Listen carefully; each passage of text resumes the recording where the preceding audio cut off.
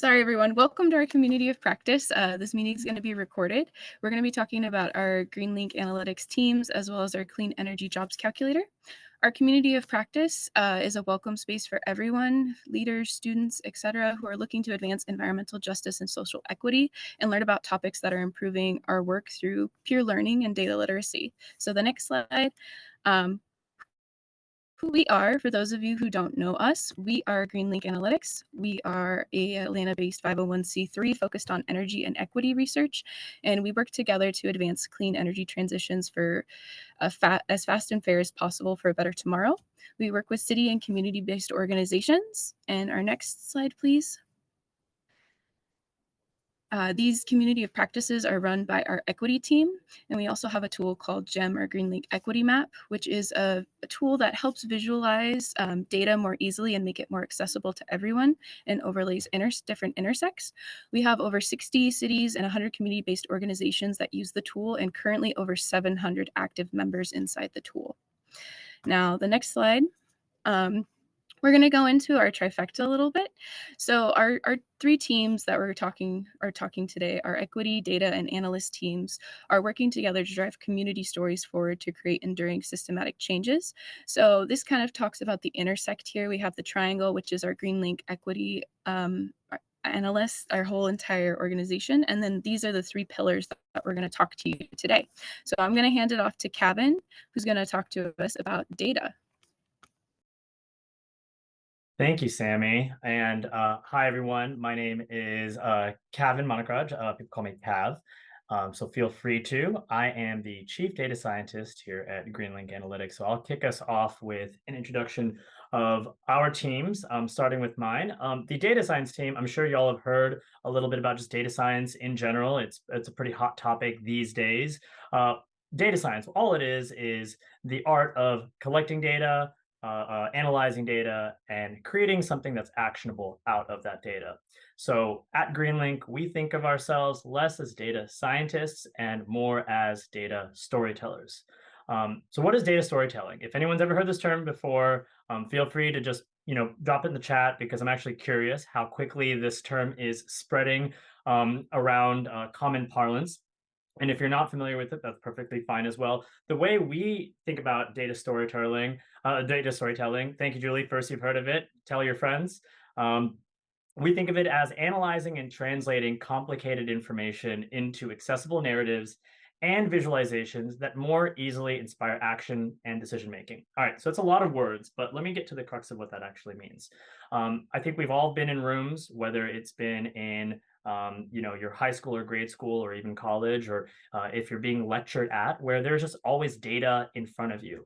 And maybe the presenter is talking about the data very quickly or very deeply, and it's either a little too much, it's not very clear, it's over your head. We've all been there.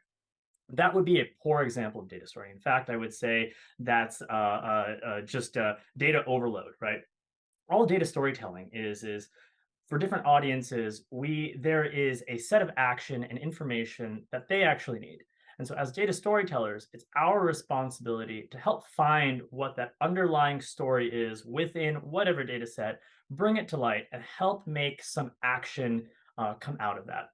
And so as many of you are either coming from offices of sustainabilities or community engagement groups, you may know that the data is a tool to help you move things forward, whether it's working with your policymakers or just understanding the lay of the land. But there's a layer of interpretation that's extremely important outside of just the raw data.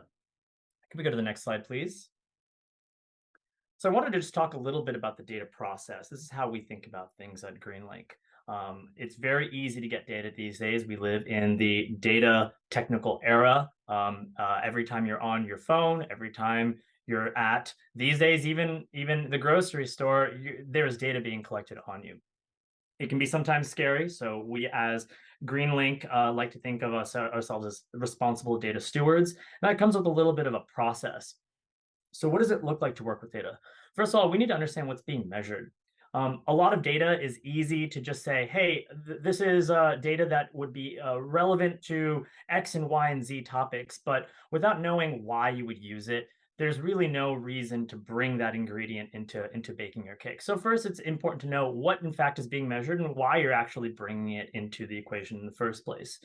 No data is perfect, right? And so there's always gaps and biases that exist. And understanding what those gaps and biases will help you understand what picture can the data actually paint. Gaps and biases, by the way, can be as simple as a misclick or a miskey in a database, which happens. We're all human. Sometimes a K turns into a C or a one turns into a zero, but it can also be a little more serious when it comes to data collection.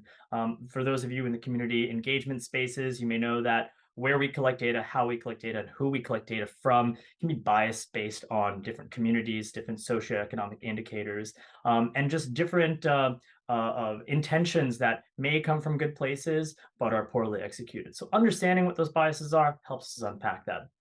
Okay, so collecting data.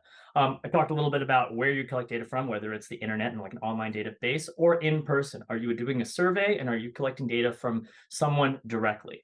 Capturing that is its own art, as you can imagine. We've been databasing humans have been databasing for the better part of 50 years, and the art has not become any easier. So it is its own effort for sure. Cleaning data. Nothing is perfect, like I mentioned, with these gaps and biases. So we at Greenlink also like to make sure that anytime we get a new data set, we understand the range of information that is in there, so we can actually better create our final data story, which is finding the right message for the right audience. So whether you're a community engagement professional or someone working at the Office of Sustainability, what the story turns into depends on what your use case is, and we are here to help unearth that ourselves. I will pass it on to our next team, which will be Jelly with the equity team. Sweet. Thanks, Kev. And I'm going to continue to thread this key piece around data storytelling because as we were sharing our pillars, we kind of alleviate or show you guys how we work together and how each part of our work it feeds into the other. So a big key thing that my team works on is answering the question and helping you guys answer the question is why community-driven policy important. And this is where we go from just the numbers into really understanding the living experiences of those most burdened by climate change and other socioeconomic impacts into meaningful and actionable insights that are supported by the data and also supported by the communities that are impacted. And what this does is that this enables more long-lasting suggestions and changes in policy that the community actually wants, that is driven and or created by the community. And therefore, its efficacy and ability to actually prolong its impact is going to be greater. So this is something that my team it really focuses on whenever it comes to not just the research aspect of it, but making sure that this stuff is integrated into the long-term policies that are to make systemic change. So our team, we like to think of ourselves going from the storytelling aspect of this as the translators of the information the numbers are telling us, with also combining that with the lived experiences and making sure that those are confirming or if they're denying each other, then we ask ourselves why. So we call that ground truthing, making sure that the data is also rooted in the lived experiences and that those things work in tandem versus one leading the other. And so our work is revolved around creating participatory processes and collaborating with community on data collection, on data synthesis, in order to inspire some actionable change, whether that is through programmatic design, policy design, or some of the smaller projects that the community wants to see in their neighborhoods. This really focuses on verifying the numbers and contextualizing the numbers with the stories and making sure that we are showing and telling a fuller narrative of the lived experiences. And then being able to use this information to answer not just what is going on within a particular community, but why is that happening and what can we do about it now, and making sure that the community is driving the problem solving of that and that they're reaping the most benefits from these processes and from these policies. And so just an example of that is a work that we did in my hometown, Kansas City, Missouri, with a federally qualified health center called Vibrant Health. We used data analysis to actually direct us to where the most burned neighborhoods were within the county of Wyandotte, which Kansas City lies in.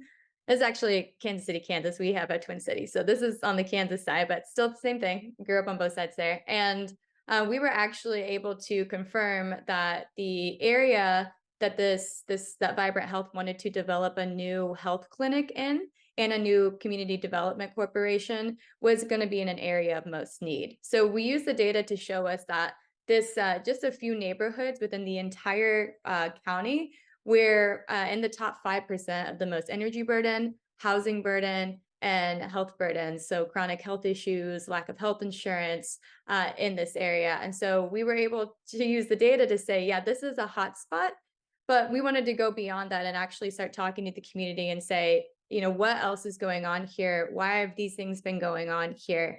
And really trying to address the social determinants of health so that as Vibrant Health created this new health clinic and the Community Development Corporation, it was going to be rooted in the context and history of the community's lived experiences, and they were going to be able to drive some of the like programs that were going to be in the facility, policies that were going to be within the healthcare. And so what we did is we took the data and we created a community engagement process to create a community advisory board, which made up about 30 different resident leaders that were from these neighborhoods that were guiding the project development for the Community Development Corporation. And so they essentially had governance and will have governance over any of the projects that are going to be developed in their neighborhoods and making sure that it is tackling these issues of burden. So because we were able to relay with the data what is going on, now they can set goals to actually alleviate those within their community.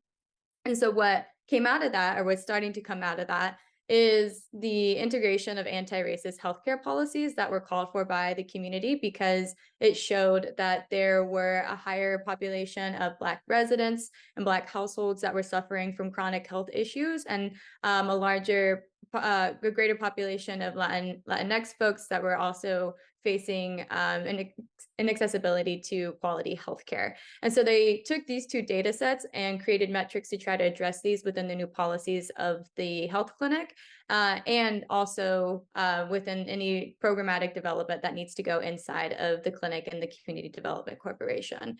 And they are still currently working with Vibrant Health to develop strategies and methods to address the social determinants of health. So not looking at healthcare as a standalone issue, because the data obviously help them connect how these issues play off of each other and how they often couple each other. So in order to alleviate one health burden, we also have to look at things like energy burden at the same time. And it is helping create a project list and also program list for Vibrant Health on what they need to bring into the community that's actually going to help them address these issues. And so this is just one of the ways in which both of the data science team and our equity team have used our collective knowledge to try to drive community-driven change.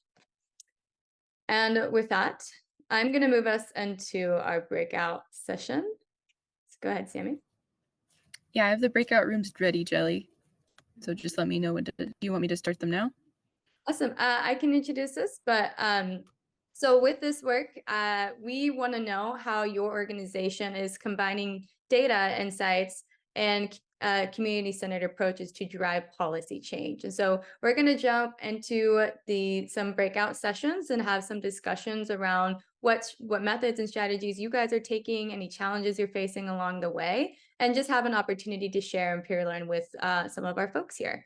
So go ahead and run up those breakout rooms. Okay, breakout room should be open, and I'm going to pause the record.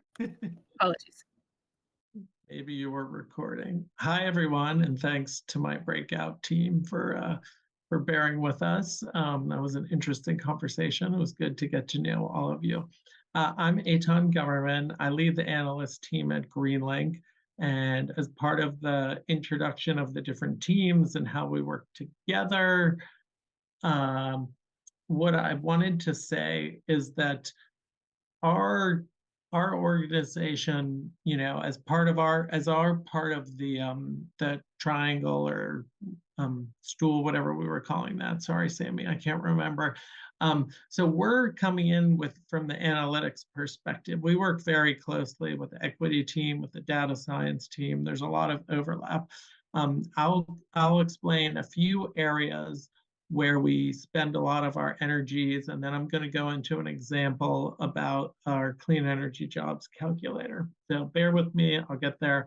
The work that we do is supporting the equitable clean energy transition. The basic work that we do is around analyzing policies. That can be for clean energy plans for cities. We've done a lot of that. We support expert witness testimony, utility commission dockets, rate cases, IRPs, others. We do scenario analysis around where are greenhouse gas emissions going from the power sector, what's happening with electric vehicles and adoption, and what is the interplay between the transportation system and the power sector, and how does that impact energy consumption. And all of this bleeds way beyond energy. It bleeds into equity and public health and other topics as well. Another bucket of work that we do is we build energy forecasting tools. One example of that is our ACES model, which is the Advanced Clean Energy Scenarios tool. And this is essentially to allow identification of policy buckets to reduce emissions. So for example, what would it take the city of Richmond to get to net zero? We measure co-benefits around rate impacts, around equity impacts, around jobs with these types of tools as well. Another important thing that we do is we contextualize trends, especially baseline trends. Where are the building sector, the transportation, the power sector? Where are the trends going? Where are emissions going? Sometimes we work with groups on their greenhouse gas inventory, identifying starting points and what the directionality is. That's very important for advancing policy and decision making. And then the other big bucket I would call is leveraging clean energy information. And what I mean by that is taking different data and information to help people make better decisions about their future, whether this is elected officials or others who are in the city or in a business, or individuals or community groups, to help make decisions, to make policy changes around these topics. Right now we're working on a project to try and help with CPRG grants to just bring information forward that people don't need to spend too much time trying to pull together for themselves. We do more than that, as you can see in my last bullet point, but I don't want to spend the whole meeting giving you lots of examples. The next thing I was going to say before we continue is I'm going to talk about clean energy jobs just broadly before I go into the jobs calculator. So if you go to the next slide, some just basic information around clean energy jobs. There's a lot of clean energy jobs. It's growing. According to Clean Jobs America Report 2022 from E2, there's over 3 million in 2021 and 2022. So that's growing. Over about 2/3 of those are in energy efficiency, 500,000 in renewable energy. It is no surprise to most of you that this is a rapidly growing field. It has been documented by Brookings that higher wages compared to other jobs nationally in that realm. That can, we can talk about that later, but it's a good field for training workers quickly or retraining workers. The benefit of clean energy jobs can be shown, not yet, sorry, thanks, Jelly, to put upward pressure on wages. It helps build a skilled workforce, and it can alleviate energy burden. So why did we decide to make a clean energy jobs calculator? I've told you that our team works in the space of showing trends, and we try, and as you've heard from Kevin and Jelly, we're trying to tell stories, quantitative stories in particular, from my end of the work, to help people make good decisions and to move towards more equity and more clean energy. So this was seen as a space that is very informative, that can help decision making around clean energy, because clean energy decisions may feel like it's really about, well, should we support, fossil fuels, or reducing the challenges of climate change, or what is this going to impact, how much I pay every month? But there's other indirect factors at play. The public health is impacted by these decisions, less pollution, and the economy is going to be impacted. So when you have more clean energy jobs, the economy switches, you have less fossil fuel jobs, less jobs in the utility sector. So figuring this out and contextualizing and helping people understand this is something that we're not the only ones, but that seems like it's a valuable service.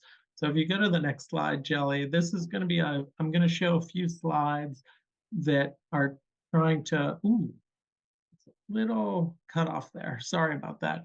A few slides that are going to try and help me explain what's in our clean energy jobs calculator. It's an Excel tool. These are some screenshots. With this, it's only cut off by about 1 or 2 letters on the left. I apologize. So this is a look at the input part of the jobs calculator for Austin, Texas. And, thank you. There we go. I don't know what happened. Apologize. So what our calculator can do is we look at investments in 9 different clean energy measures. So energy efficiency in residential, commercial, industrial sector, a couple of electric vehicle types of investments, infrastructure versus vehicles themselves, as well as renewables through rooftop solar, or switching to electrification from natural gas to electric appliances and consumption patterns. And so this is the interface. We can also use other inputs, but I'm just going to show you this part for now. And then what it'll show you is jobs associated with pursuing clean energy measures. So if you go to the next slide, thank you. Oh, that one worked. Okay, cool. So this is example results for Austin again. So what we were showing was $10 million in each of the buckets. We could have showed you 10 million in one bucket or different combinations, but for illustrative purposes, I'm just going to show you one thing. So $90 million invested in Austin in those ways. You would expect to increase clean energy jobs and associated jobs by over 880. Now, there's 3 types of jobs that we're talking about. Direct jobs, which are the jobs that are involved in installing rooftop solar, or doing the energy efficiency, things like that. There's indirect jobs, which are things that are related, so supporting that supply chain. I'm not going to go into it in depth, but it's called indirect because it's related, but it's not direct. And then there's another bucket, it's called induced, but essentially what it means is cash flows through the economy. And if you create a new job and then you go out and you go to the restaurant because you have a new job and you spent money, money multiplies. So the way that economists think about jobs and cash and going through the economy, there's 3 different ways that you create jobs. So the 880 some jobs are new jobs. We want to account for the potential loss of jobs. So we are focusing on net job impact, which we're saying would be a plus 470 associated with this $90 million.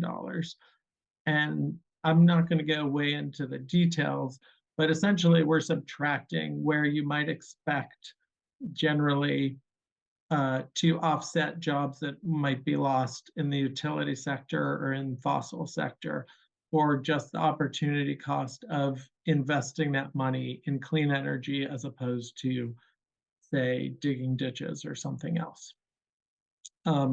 That's illustrative. That is not what we did. I'm just saying that to try and keep it simple. On the right, what you're seeing is income impacts. And the calculator works the same way.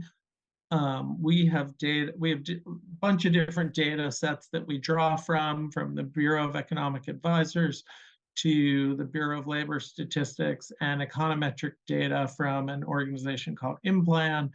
So we identify jobs potential from these different measures. There's also an income analysis, how incomes would be impacted positively or negatively. So you can see that this shows that we would add about a net of 25 to 30 million, which nets out from the 68 plus and the 39 minus. So we take it one step further to try and make this a little more meaningful and a little more helpful for cities to try and understand, well, what does this mean to us beyond this, the political cheerleading around jobs are good, right? So if you go to the next slide. So we've tried to identify for the groups that we work with more granularity. So in what industries do the direct jobs come from? We're not analyzing the indirect jobs. So the direct jobs for this example of Austin are mostly manufacturing and construction. You can see the other categories because this econometric data is very complicated. They're calculating across the whole economy, well, what does it take to do energy efficiency or to do a solar rooftop installation? And of course, there's the labor and the production of the parts, but there's all the people who are involved working with these companies, and even a fraction of a lawyer who is involved in setting up the agreements to buy the stuff. So it's very complicated. So we try and focus on what are the main jobs. This could be used, for example, in terms of if your city or your community is focused on investing in clean energy, you might say, oh, well, do we already have training programs in workforce development? Do we have community colleges that do these things? Should we? So this jobs calculator isn't going to tell you that these jobs are just going to be there and you're going to have trained people in these spaces, right? So you need to be able to identify, hey, if we're going to put money into these spaces, do we have the training opportunities set up so these jobs will be realized from our local workforce or from the people who we want to get trained into these programs? And then at the bottom, thank you for helping answer questions, Matt, while I'm talking. I appreciate it. At the bottom, it's a little more granular. So we've looked specifically at the occupations within these industries, and we're showing the median wages in these different industry occupations. So, and we've just cut it off at the top 5, and these are subsets of the top gaining industries, as you can see there. So that's what I was going to say about the jobs calculator. I don't know if it's appropriate to maybe take questions at the very end. Sammy, if people have them, you can throw them in the chat. I don't want to confuse people, but I also don't want to get way off schedule.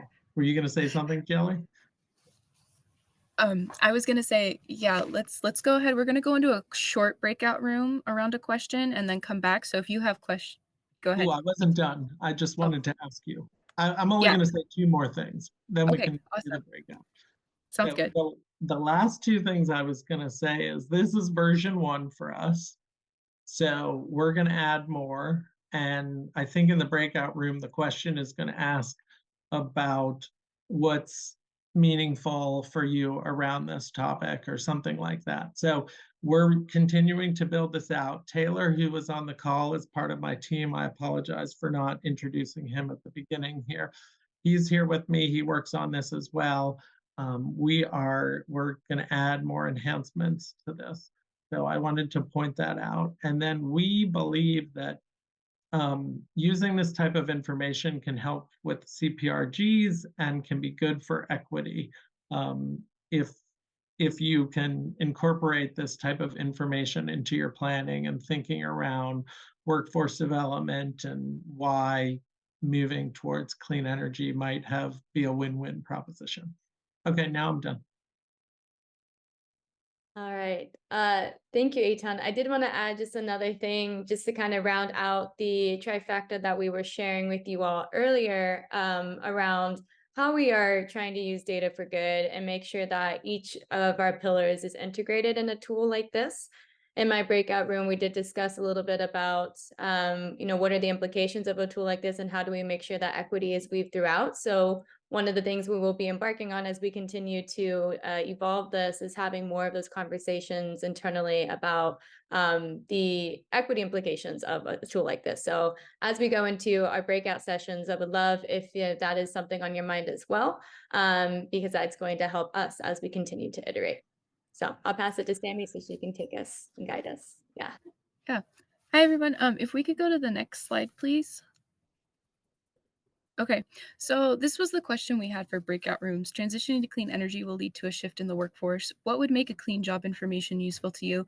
But I'm thinking for time's sake, because we only got about 10 minutes, maybe we stay in this main room and just hear from you all some of your questions, put them in the chat and take yourself off mute and ask them just for time's sake so we can hear each other's questions, because I know you all have a lot of great insights and are excited about this tool.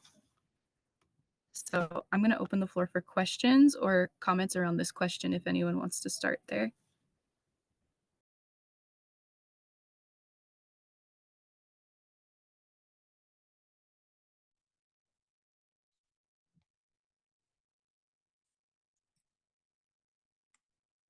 Go ahead, Steve.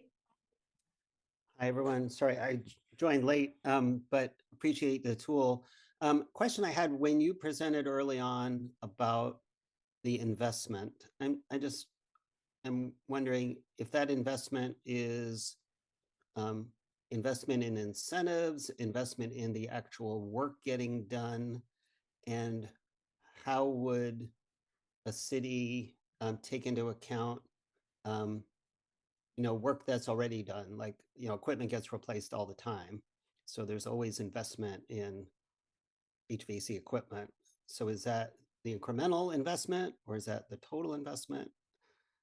These are questions I think partners and labor and building owners will ask of cities, how that works. So I can try and answer them one at a time. In terms of ongoing investments, I mean, all that would count as jobs, either new jobs or sustaining existing jobs, right? I mean, if your city has a budget of whatever X and you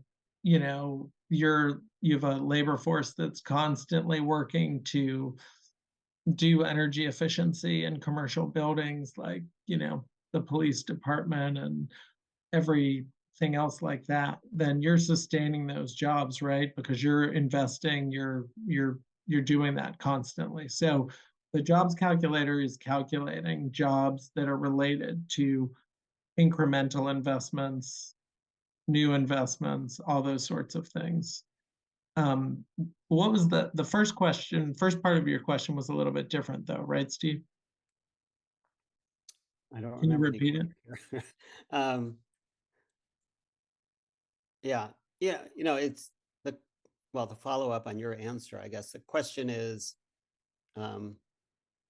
is it cities investing in their buildings over and above what they're already doing, investing in the community in general? No, it's all of the investment, any investment, not just over and above. And there also sometimes cities invest. Yeah. Okay. I'll leave it at that. Thanks. Let other people have a shot.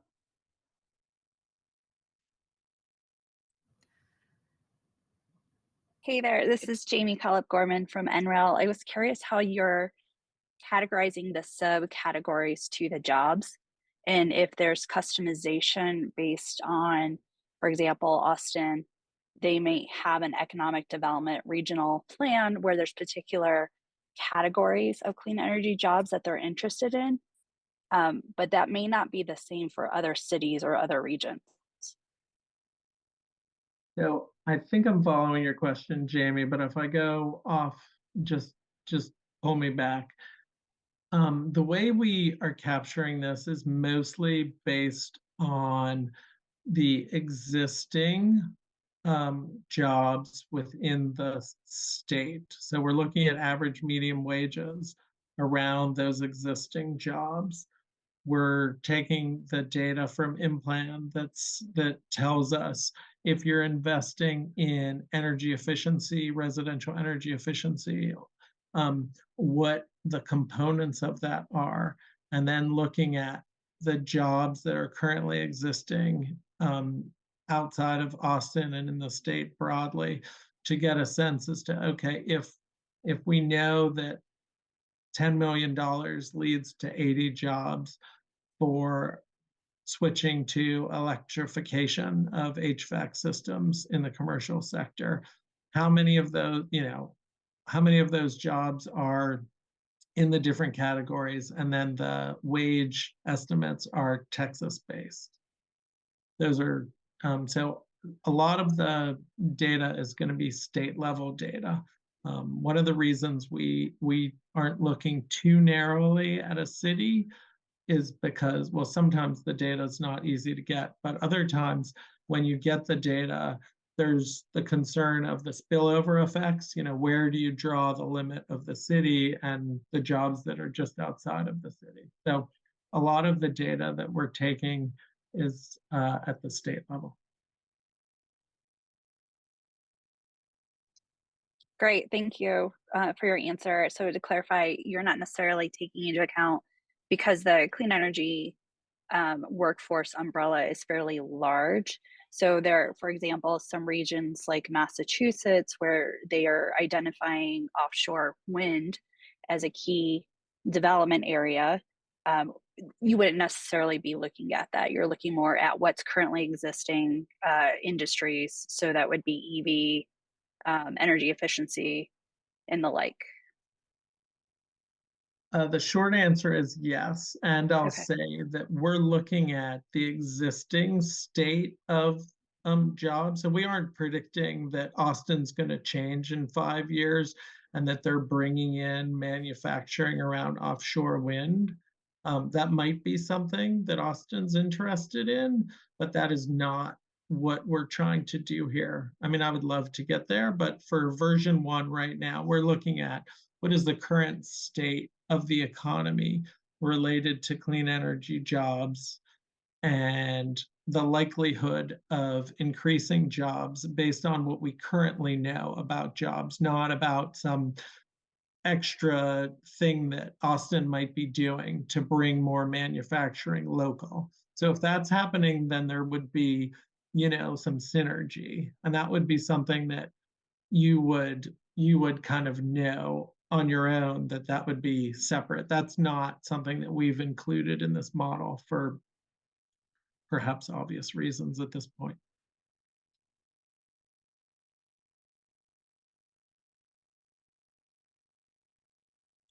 I see Philip has his hand up. I don't know who's facilitating Q&A, but I'm willing to say that Philip should go next. Hey, y'all. Philip Drawn with the City of Austin, actually. This is really great work. I think the team emailed me shortly before this call. And to echo what the Greenlink folks are saying, we do plan on leveraging the Clean Energy Jobs Calculator for to support climate pollution reduction grant funding opportunities. It's just good stuff. And actually, the timing is perfect because we're sort of in the thick of it with our community and stakeholder advisory group and some partners in the MSA, and they sort of want to see preliminary analysis sooner rather than later, as is always the case. This is great. And those are also really good questions, I think, that Jamie had from NREL about how can we sort of what are there any like knock-on or multiplier impacts of like workforce development, things that are already going on? I mean, and that would be something I would be interested in exploring in the future as well. One question I did have, and this is, you know, this is like the release of the tool, so certainly not like trying to put more on your plate, but you know, we'll be doing workforce development analysis and sort of like trying to quantify it across lots of sectors. You know, this is focused on energy and to some extent transportation, and you know, maybe you can make the case for industry a little bit too, or manufacturing. But I was just wondering if y'all had any plans or any comments on maybe kind of expanding it to, or maybe like taking some of the constants or assumptions and being able to like back of the envelope apply it to some other sectors or something. Which sectors are you recommending first? I mean, you know, we have an academic interest in doing everything and being all things to all people. And then we have a rational sense that says, be very careful of trying to do all things for all people. Right. Yeah, I mean, the big ones for us are definitely transportation and the energy sector. So, I mean, I think those are really good places to start. You know, when like I think about the topics that might get like traction at our regional level, it's probably like waste and like wastewater treatment. Those seem to be kind of like stuff that we can all kind of agree on at the region level. Yeah, so yeah. I'm glad you said that. Sammy tells me she's going to send out a survey after this. So I'm going to suggest that that's one of our questions, which is, you know, what would the next thing be? Go ahead, Sammy. Yeah, so we're actually getting to time, so this might be a good chance. Questions in the chat, I will pull all of these out, and if we didn't get to them, I will follow up in our email. So what happens next is the recording will be available on our YouTube page by next week is the plan, and I send out an email Monday or Tuesday of next week with follow-up from this conversation, our contact informations, as well as try and get answers to those questions and a survey to get more information about what you're maybe wanting to see in a tool like this. Because as Eitan said, this is version 1. We're hoping to get GEM, you know, as an intersect with this tool and try and figure out what version 2 might look like with your insights. So really appreciate you all coming today and being here. These community of practices are monthly, so please feel free to keep joining, and we have them also recorded and put on our YouTube channel. Any last feedback from any of my team before we close officially? Just thank you all for coming, and just know that these conversations don't start here. I know some people in my group exchange information, and that's exactly what this space is for you all to connect with each other and continue to peer learn. So as we follow up with this information, with the recording and the slide deck, please feel free to reach out to each other to continue your brainstorming. So thank you. Thanks, guys. Appreciate you all. Thank you again for coming. Bye. Bye. Nellie, are you